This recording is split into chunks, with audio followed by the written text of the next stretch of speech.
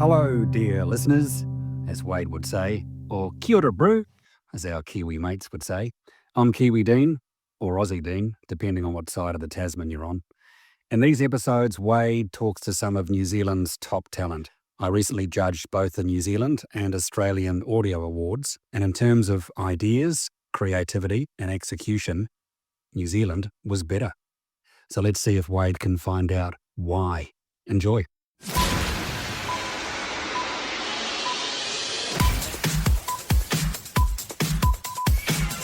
Kia ora and g'day. Welcome to Kiwi Week here on the Quarter Hour. Yes, a whole week dedicated to the amazingly creative people in New Zealand.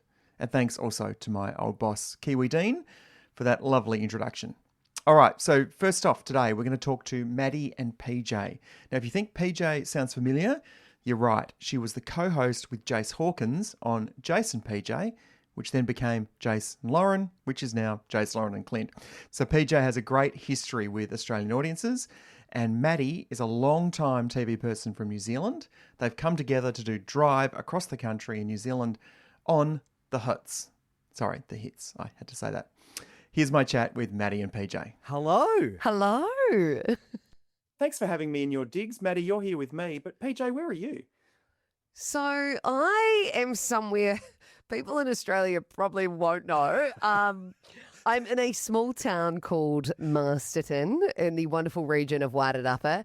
To make that clear for those abroad, I am about an hour 50 north of Wellington, if that helps. I was going to say, not even abroad. There will be some New Zealanders who have no idea where PJ is right now. Yeah, I'm a little confused. You're not wrong.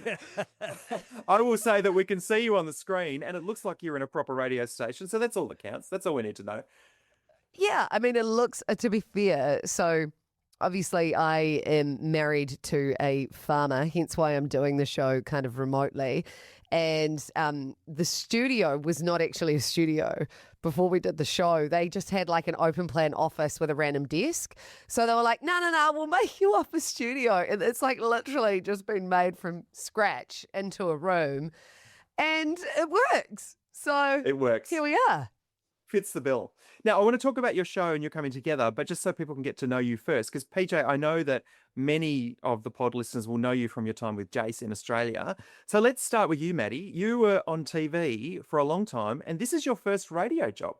Officially. I mean, I've dabbled over the years. Like a bad smell, just kind of, you couldn't get rid of me around these halls. But yeah, officially I started my career at TVNZ, Television New Zealand. And I worked in TV for a very long time, mostly in morning television. So I worked on our breakfast show, which is our equivalent to like Sunrise or Today. And kind of worked my way up the ranks there. And when I left, I was hosting the show. So a very long tenure in television, but I was ready for a change. And radio and PJ came a call. Well, and is that how it came about? Because you guys were friends, right? Yeah, we knew each other literally, gosh, it's been more than 10 years, Well, surely. It was 10 years when we first started working together, and we're almost 3 years on the show together. So yeah, we're coming up probably 13 years. So Matty and I, we actually recorded like a weekend countdown show years ago on ZM, which was not like all the time. I actually had another co-host, but Matty ended up Filling in. being the fill-in guy. The bad smell. The bad smell. And he's just lingered since. That's awesome. And so the show you do now is Drive. And PJ, you've had time doing breakfast. I'm going to ask you the easiest question of all time. Do you prefer Drive to breakfast?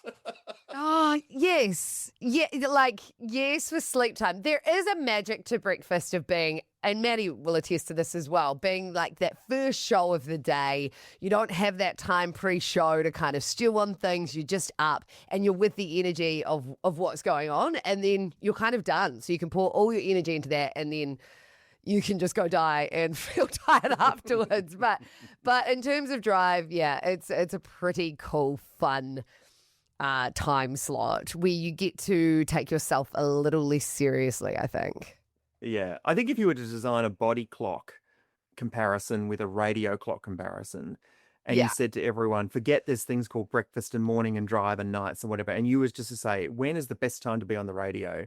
I feel like universally, obviously breakfast is where it's at, but there's just something magic about drive as well, because you have a chance to get to know the day, and it's almost like the last thing that you do. And plus you get to go out at night, like you get to go to things and live life. Yeah. Also, Yeah, it is that sweet spot. Also, I know how amazing and loyal breakfast audiences are, but I feel like, if you're starting your day, your mind is in 20 different places because you're thinking about dropping the kids off at school. You're thinking about what your day's looking like, the meetings that you've got. And I feel like our audience at the end of the day, we've kind of got their sole attention because they're usually either clocking off work and, dare I say it, checked out of the day, in the office, or they're driving home, and we are their distraction at the end of the day. So I feel like we have such a really like captivated market. Yeah, there's Yeah. more room for play, I think, in drive. Yeah, that's good. Yeah. That makes sense. And I noticed you market yourself as Laughternoons, which I just think is the best pun I've ever heard. Can I just say we didn't come up with that? We do always talk about it because we go, shit, it's like a lot of pressure A lot of to pressure, now yeah. actually make people laugh, Yeah. Dance, monkey, dance. Yeah, exactly. Yeah. All right, so let's talk about the show. So, PJ, you obviously had a long-term show with Jase in Australia, and most people in Australia would know you from that chemistry and that show. When you were putting together this show, the two of you, and knowing that you're friends, what was on the whiteboard in the very first session? What were you thinking about? What did you think the show, what did you want the show to be? Honestly, because we were sort of playing around and, Matty and I had always got along really well and we had always had that chemistry. And to be honest, I was quite reluctant to go from a show like Jase and PJ to any other show. And there had been other kind of things that had come up and I was like, no, it doesn't feel right, Pushed it off. And then the opportunity came up with Matty and I was just like, there's something that doesn't feel forced about that. It feels like, any other opportunity that had sort of come up, I was like, I just feel like I'm doing that for the sake of it. Whereas when Matty came up, it was just like two genuine friends having a conversation. Do you know what I mean? And that's kind of what our show is about. Yeah. And that was exactly what it was like for me because obviously I was very happy in my job over at TVNZ and TV was kind of all I'd known. So I always had loved dabbling in radio. I'd filled in on a few different shows when other co-hosts were away. And I always thought to myself, man, if the right opportunity came up, the right show on the right station with the right co-host, I would absolutely be interested in looking at that leap. And then as soon as they messaged me and said, hey, we might have the show coming up and we might have enticed PJ back into radio, I was like, oh, that's it. Like, that is the thing that I would jump for. And I think that has been at the core of everything we've done is just us two loving each other, loving working together, appreciating that, especially at the moment with the world and how crazy things are. People just want something fun and lighthearted that doesn't take itself too seriously.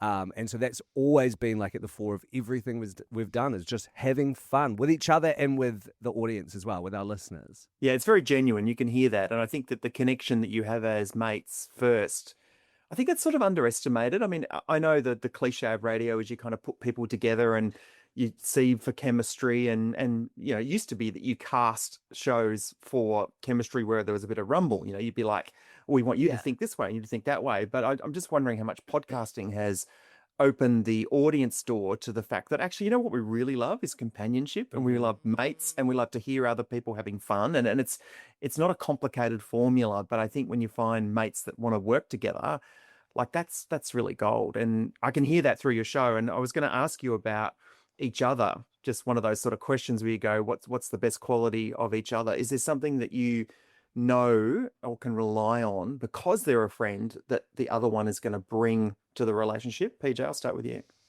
Oh gosh, there's so much. I was thinking about it before the show, but Matty is just like a consummate professional who is always striving to be better and he's always learning. And I just feel like it's so cool to work with someone who is really open and honest about their performance and but always just kind of wanting to improve themselves, but also just no egotistical bullshit. And I think you can come across so much of that in this industry. And I just think Matty and I, like, what you see is what you get. If we're upset, we're quite open about that, and we both wear our hearts on our sleeves as well. So when there's something like brewing or simmering, it doesn't last long, and I think we both hold ourselves accountable quite well. And I think also we've both been in the industry in different ways, and we appreciate that we've kind of got a good thing here, Yeah, makes sense. Matty?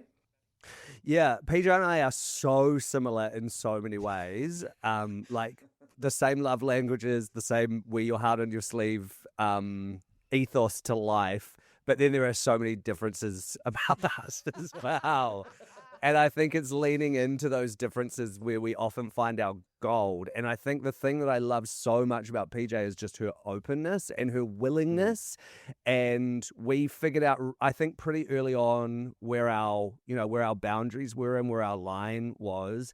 And I love that we both have trust in each other to maintain that, but also push the line a little bit sometimes with each other as well. And I know, like, I have full trust in her whenever she's doing something to me that it's going to be funny and brilliant.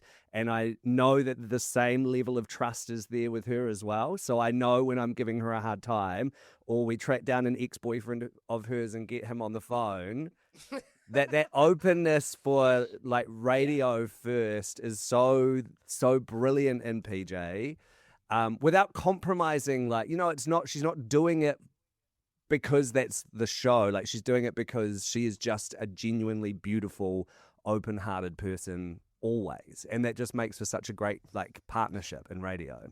Trust is everything. Trust is so much. If you don't have trust, you're gonna find it pretty challenging pretty quickly, I think. Yeah, well, I'm glad I could bring you two together to have that nice little moment there. Hey, I learned early on that PJ's love language is words of affirmation. Thank you, That was my next question. What is the love language? Words of affirmation. Okay, words of affirmation and touch for physical Matty. touch, yeah. Oh, well, okay. Well, that might be a challenge for Matt, your content director, the touch That's bit. why there's a lot of cuddles when we do get together. It's the hardest thing. People often say, because we are often in different locations, what is the hardest thing? And it's genuinely, it's never been the tech or it's never been, having the space the between direct us. connection with each other. It's really just, I want to give her a cuddle every day. We are quite touchy. It's quite gross. I'll give you a hug, Matty. There you go. You can have a hug for me. Thank you. Thank you. PJ, obviously a lot of Aussies listen to this podcast. So tell me on your reflections on Australia versus New Zealand radio. This is a slightly leading question.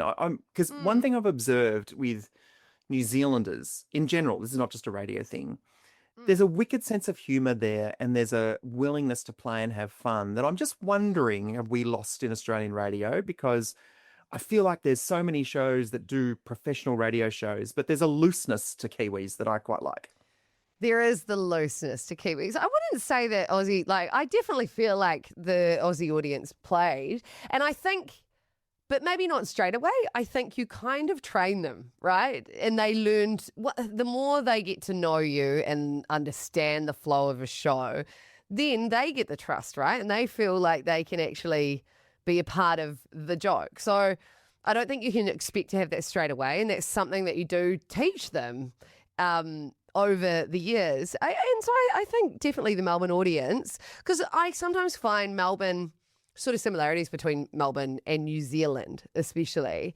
There's that kind of not underdogness, but there's just, a little bit more rawness to Melburnians, which I always loved. But then you've got Kiwi, and especially Matty and I really like tapping into the rural side of New Zealand. I'm married to a farmer. Matty lives on a ranch now, and we love tapping into that kind of middle New Zealand because there are so many great characters that I think, when there are traditionally shows broadcast just out of Auckland, you don't always get to capture that. So we do try and tap into that. And we try and tap into the silly because, as we said, it is that time of day.